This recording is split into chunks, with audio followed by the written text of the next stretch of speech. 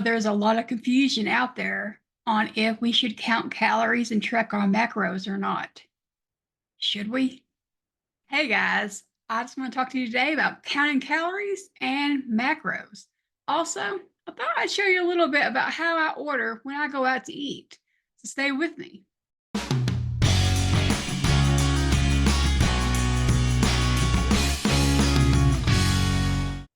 Hey guys, my name is Susan and welcome to my channel.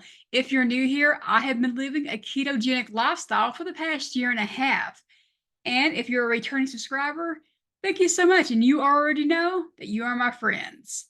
When Chris and I went out to eat this weekend, we went to the Longhorn Steakhouse, and I thought I'd bring y'all with me so y'all can see how I order. Now, keep in mind, it's a steakhouse, so you might be thinking, well, it should be obvious what you're ordering. But I have to order for enough for me for one meal for the entire day. And I thought I'd let y'all in on that. However, when I got back home from the restaurant, I played the video on my phone and realized that they had the music up really loud, and you could hear the music on the video, which means I cannot play the audio from the video in this one because of YouTube policies. So I tried. However, I still had the video and of the food that was ordered, and so I can just, narrate through it. So here we are. We're at the Longhorn and we're ordering. And at the beginning, I am telling him because they give at the Longhorn complimentary bread, and I'm like, no bread, but we will take the butter. And I've researched it, guys. I wanted to make sure it wasn't margarine, and they actually serve real butter. So I'm very happy with it. And they have sea salt for us on the table, so that's even better. So we can salt our food with the knowledge that we're having some true, real salt and not table salt that has sugar in it. I order the New York strip, and I order 4 hamburger patties. Now, not all of that's for me. I did order 4 because 2 of them was going to go with Chris because he orders the ribeye and a broccoli, but he also eats only one meal on the weekend, so he needs to make sure he's getting plenty as well.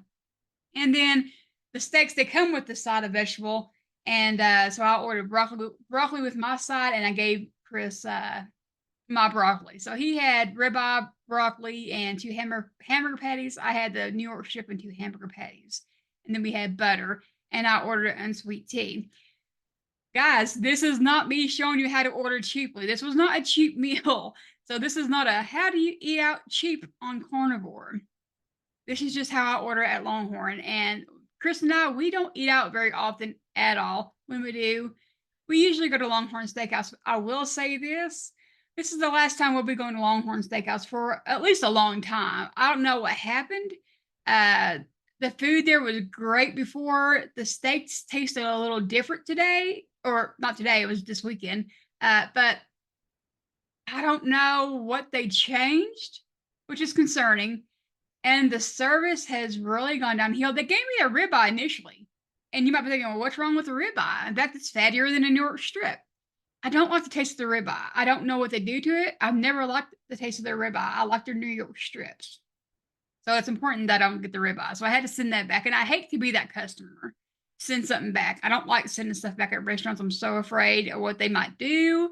So I always just profusely apologize and just tell them, hey, let the cook know we appreciate them. It's not a complaint. I just need the strip, and it's just overall, I think the management there has just really gone downhill. So we're going to be trying out a different steakhouse here in Lubbock. Next time we go out to eat, which will be a few months away because we don't eat out very often at all. All right, but here's the pictures of the steaks, the steak and the hamburger patties that was ordered. The hamburger patties did taste pretty good though.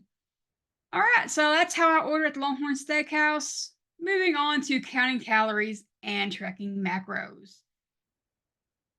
There's a lot of confusion out there, with should we count calories? Should we track macros? And I'm here to tell you guys, I don't have that answer. And I do not want to be part of that confusion. So I will always support someone. If you feel the need to count calories, count them. If you want to keep track of your macros, keep track of them. Just be mindful if you're counting calories, please don't fall into the trap of starving yourself. Carnivore keto is not a diet for starvation, you eat till you're comfortably full.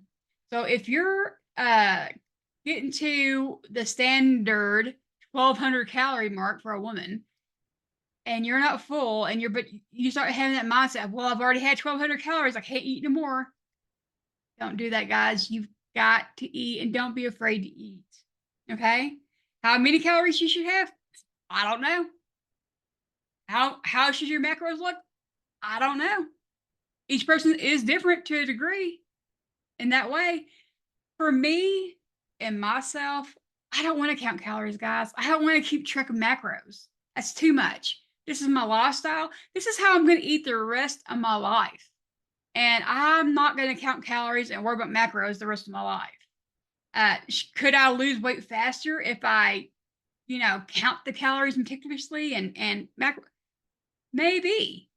And please know, I'm not criticizing anybody out there who is counting calories or tracking macros. There are a lot of influencers who have been doing this lifestyle for years and lost all their weight because they tracked. And great for them. That's kudos for them, And I'm not saying anything negative about that. And there's other influencers out there who's lost all theirs and didn't track. Great. But here's the thing, guys. You got to find out what you're doing for yourself. And I think there's a lot of confusion out there in the carnivore keto community over this. I'm here to say I don't have the answer for it. I will support you. But for me, we always say that this is an ancestral diet. And, I am a person who believes in creationism. I don't believe we've been on this earth for millions and billions of years. Okay. And that's okay. We don't have to agree on that to agree that, carnivore is the proper human diet. Okay. Even 2, 3,000, 4,000, 5,000 years ago, we can see that this is how they ate.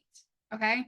So I don't think they went out there and hunted their animals. And when they pulled the leg off, they'd like, wait a minute, let me get my scale out and figure out how much protein I'm about to consume here. I don't think they did that. They just ate until they was full and moved on. And that's how I want to approach this lifestyle. If I had to count calories and keep track of my macros every day for the rest of my life, I don't want to do it. And you might say, well, Susan, you only keep track of that while you're trying to lose weight. Yeah, but if I'm using that to help me lose weight, then in my mind, at least, it stands to reason to keep that weight off. I'll have to continue to track and make sure I'm staying within these certain boundaries. I don't want to do that. That kind of stresses me out a little bit. That's too much. I want this to be simple for me. And if it means I'll lose weight at a really, really slow rate, so be it. My health markers are looking great. That's what I care about. Most of all, I do care about losing weight, and I am tying up my belt because I want to continue to lose weight, as I just said in my last video. That is a focus of mine, but I'm not going to stress out to the point that I'm going to start tracking calories and macros. It's too much, guys. All right. Well, let me know in the comments below what y'all do. Do y'all count calories? Do y'all track macros? If you do, how does it look? How does your macros look? Are you doing high fat, moderate protein? Are you doing high protein, moderate fat? The only time that I would say you need to track is if you're on keto. You need to track your carbs. You need to make sure that whatever you're eating on keto, you're below that 20 total gram of carbs, especially if you're diabetic and you're trying to reverse your diabetes. That's the only time that I will say, hey, you need to keep track of that. Okay? Because on keto, you can overdo your carb consumption very easily. And I don't know where this came from, but there's a belief out there that if you're the carbs in vegetables don't count. They very much do count, guys. If you're eating a plate full of broccoli, well, guess what? Those carbs, they count. And you know what I also found out? Found out that when you cook your vegetables when they're really soft, you break down the fiber that's in the vegetables, and then they essentially become a starchy vegetable. That actually is a Dr. Berry video. I need to find that. If I can find that, I'm going to link that in the description below so y'all can see. I think it's like top 5 foods that spike your insulin. and it was on that video. And I didn't know that, guys, when I cook my vegetables, I always cook them to the really soft, and that's because I'm pretty sure it's obvious that I had the fake teeth. And I have a hard time eating with them. So, I'm on camera, I'm not gonna eat with my teeth. And so I can't eat crunchy vegetables. So I have to cook mine down, which of course I don't eat vegetables really anymore anyway. So that's a moot point for me. But I didn't know that. That's something that you should keep in mind. Well, I guess I've talked to a long time already, guys, and that's all I really wanted to say. I'm a fan of keeping this lifestyle as simple as it can be so we can move on and enjoy the finer things in life. All right, my friends, it's been a pleasure. Thank you so much for watching, and I'll see you in the next video. Bye bye.